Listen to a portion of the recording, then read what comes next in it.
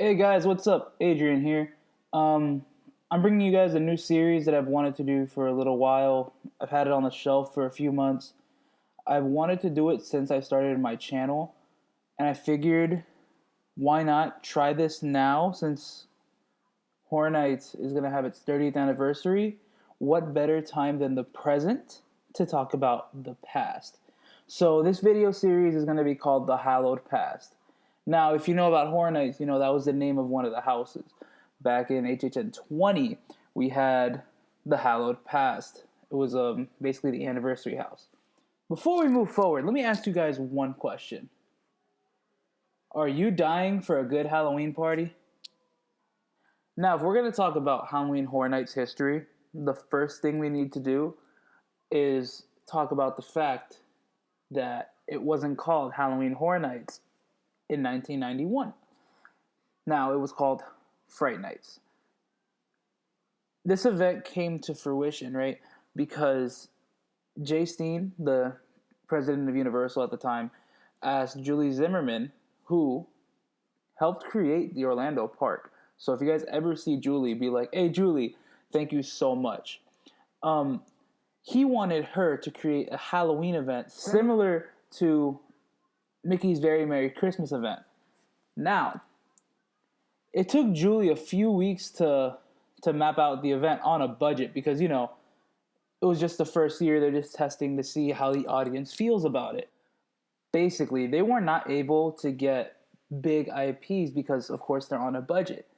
Therefore, they used assets that they already had in place. For example, they used Beetlejuice, they used the Universal Classic Monsters, and all those properties that they had there already at the park allowed them to have an immersive amount of entertainment at the event.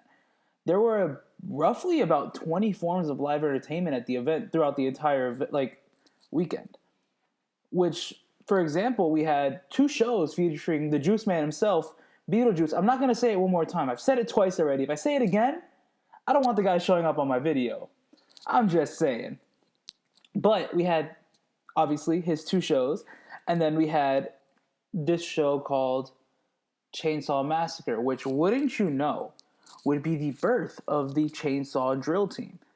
So thanks to an idea that occurred in the first year of the event, we've basically had something come back every single year. And I think that's freaking amazing. Along with the shows and live entertainment that we had at the event that year, we also had almost every single attraction that was open during the day at night. So basically, you could have gone on ET and then gone and got spooked in the Dungeon of Terror. Speaking of the Dungeon of Terror, that was the very first haunted house we've ever had at Halloween Horror Nights. Well, Fright Nights. And it was located in the Jaws queue line. Now, a little bit of history here. Jaws was closed at the time due to the fact that it was having technical issues. I'm not going to get that into it, but let's talk a little bit about the dungeon. The dungeon took at least 10 weeks to design, and then it took 6 weeks to build. The house was designed to give guests about a 12-minute walkthrough, but when it came to fruition, it ended up being anywhere between 5 to 8 minutes. Now, since this was back in 1991, I'm not sure about the entire layout of the haunted house. However, we do know the house, when you walked in, you went through a lobby, then you went by the executioner, then you went into a room that was themed after Jack the Ripper, and then the next room, I couldn't find any information on it. But after that, there was a graveyard scene. Graveyards are always cool. Then the next two rooms were also unknown. And then we continued into the actual dungeon itself, and then there was the finale. Now, if we want exact details of what was in the haunted house, the only things I could really find were that the walls were full of blood, and the beginning contained a 6-foot spider hanging above guests. Now, after that spider room, the guests would walk into the room where there was a scare actor portraying a homicidal maniac. That's basically some dude yelling in your face, saying he's gonna kill you. The only thing I could picture in my head is that that's possibly where the Jack the Ripper room was, more or less, because it makes sense. But this is just me using my brain. I don't know. And then in another one of the rooms, guests would have to walk over the infamous rat lady's like glass coffin. If you don't know who the rat lady is, let me just say, I've seen her once, I believe, and it was at HHN 25.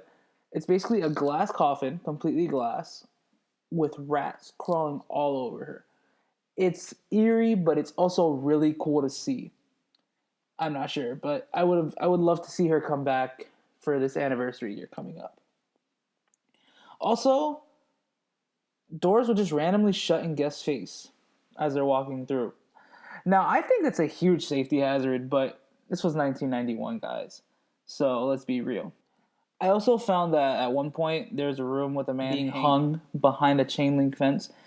In another, a person inside a coffin reaches out and asks guests to let them out. So basically, someone's sitting in their coffin. They're like, "Help me, save me," basically. And then one of the scare actors would also dump slime on guests. So basically, you're on Nickelodeon and they're dumping slime on you. So, and then there's also a point where you'd walk over a bridge. This is all the information I can find on the haunted house.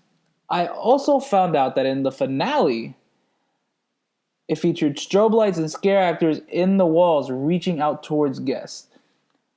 Now, that basically reminds me of what we had at HHN 24 when we had The Walking Dead End of the Line. And it was basically chain link fence and zombies in there, but it was a lot of strobe light.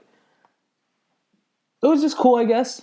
However, the event held very successful in the 3 days that it was in operation, which was October 25th, October 26th, and then October 31st. The tickets weren't, well, looking back on it, the tickets were about $12.95 plus tax. And the event hours were like 6 to 12, so it's like, you can have fun. Look at the event nowadays. The event still starts at 6. We end at 1 or 2. It's the same event still. I'm just saying, it's a lot of fun. But now that we've learned about year 1 of Halloween Horror Nights now, because Fright Nights just finished, as we look at 1991, stay tuned for years to come. They'll be coming very soon. If you enjoyed this video, please give it a thumbs up. Please subscribe if you're not already subscribed. And please don't forget, stay excellent, my dudes.